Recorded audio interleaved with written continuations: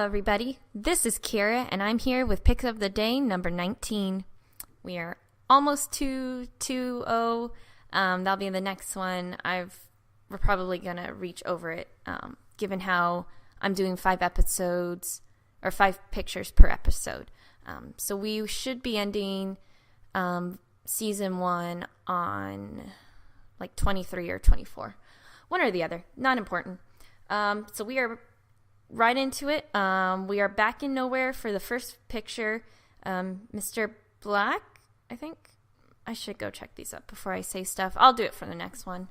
But Mr. Black is saying that the camera crew needs to leave because they know too much, and I want to know how they got onto the property in the first place without either of them realizing why are civilians on property.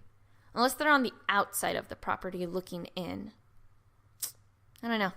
We'll have to see once we get an official map area. Like they show exactly where it is. We see in the background that the general has fallen into the cannon. It's been said that Courage actually falls out of the cannon, so the general's in there by himself. And by cartoon logic, that means the general is going to be shot out of the cannon. So, I don't know. That'll be funny. I'm just happy Courage is safe because I'm telling you, me and the general, we're going to have issues. All right, we're going to have issues. Like, if it became a thing where factions were true and you had to follow a faction, me and the SSGA, we would never have any connection to each other. We would be anti-friends. Just evil. No, that'd be fun. So we leave nowhere and we go to Haunted Ridge. And Haunted Ridge is by there, sorta. It's kind of further away. So I don't know if the map's been rearranged to put Haunted Ridge next to Nowhere, which would make kind of more sense than where it actually was, because I would feel Nowhere, being the place where Supernatural happens, would have Haunted Ridge. And I just this moment realized I kept calling that place Nowhere when it should have been 51.1. I'm an idiot. Anyways, I'm leaving it. It's in Nowhere. It's how I remembered it because of the Nowhere arc, and that's what I remember calling it, but I'll leave it. Anyway, so Haunted Ridge, and we get 2 new characters. We get Gwen and Monroe. And while Gwen is not technically a new character, this is using her Omniverse look. And it's fine. It looks good. I just never cared for her Omniverse look. She looked kiddish. Like her Alien Force and Ultimate Alien made her look more mature, and this one just makes her look kiddish again. So I personally, I don't care for the Omniverse looks of either Ben or Gwen or Kevin. That's just my personal preference. I'm not saying the developers did a bad job. They did a good job. She looks like her character. I just really liked, I just liked her Alien Force look more. So that's just personal preference. She's probably being one of the more helpful characters outside of Boomer, because she's saying it might be an alien activity and that she's going to keep an eye out for something weird. And then the next picture has Ray stepping in, and this is great because Monroe's technically the first character from Adventure Time, the Adventures, the Life and Times of Juniper Lee. That took me a while to remember.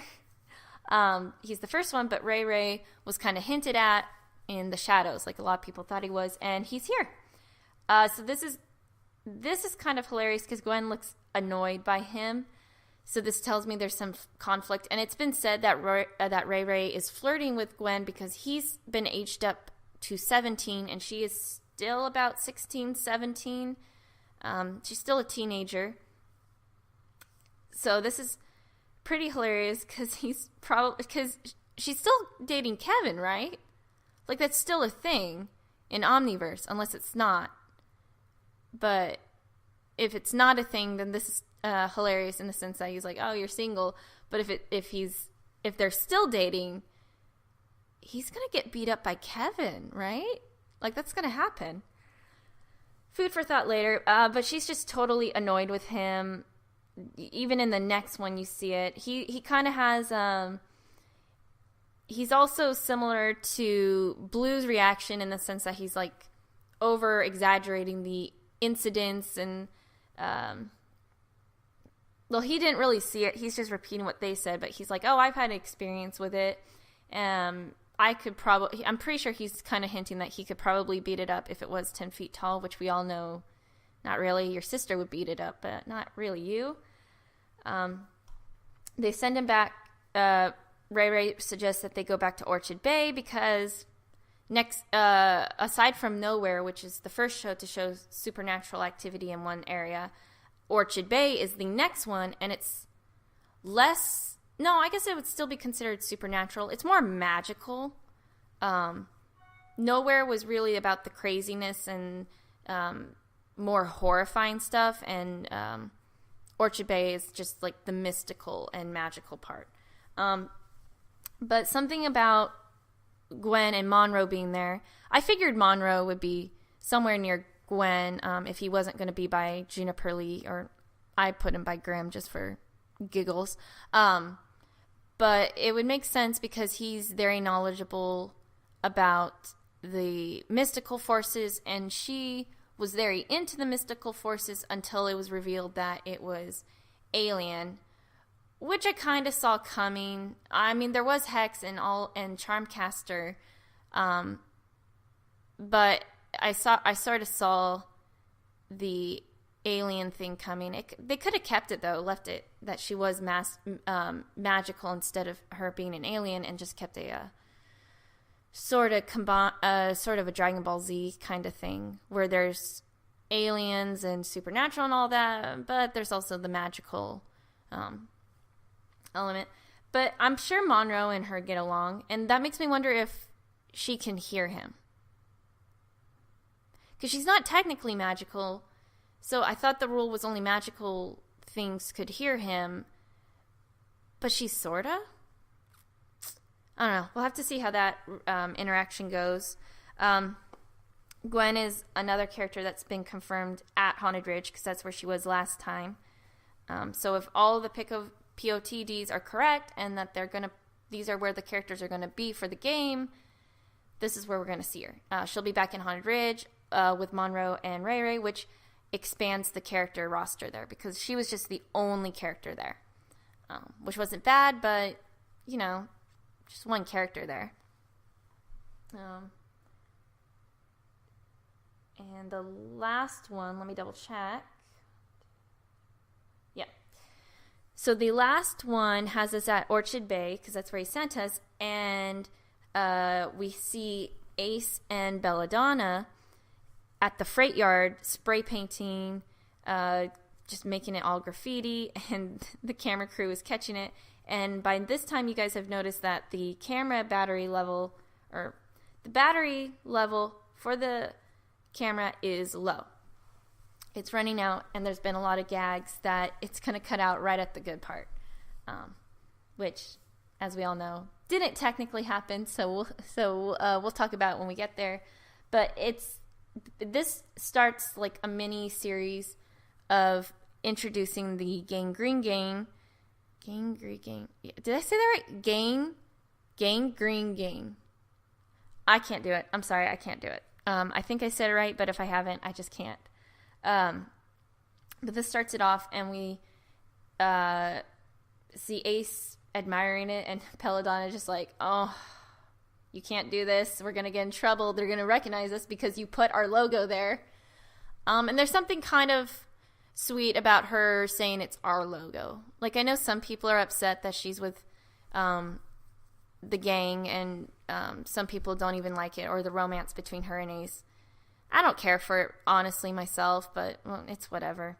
But there's something sweet about her wanting to be, or her accepting the group as something that's hers. Because they did take her in when she was hurt, and for as much of a terrible guy as Ace is, so far there don't seem to be any conditions with her being in the group. Like, he's not keeping her around just so that they can use her to beat up people or whatever. He just wants her in the group to have her in the group. And however twisted it is, there's still something sweet that at the base of it all, he knows this is Buttercup, and he just wants her by his side. Romantic or not, that's still such a very sweet notion. Because we even see it in the game. He actually got really furious when you were helping her get her memory back. He was furious that you were taking her from him.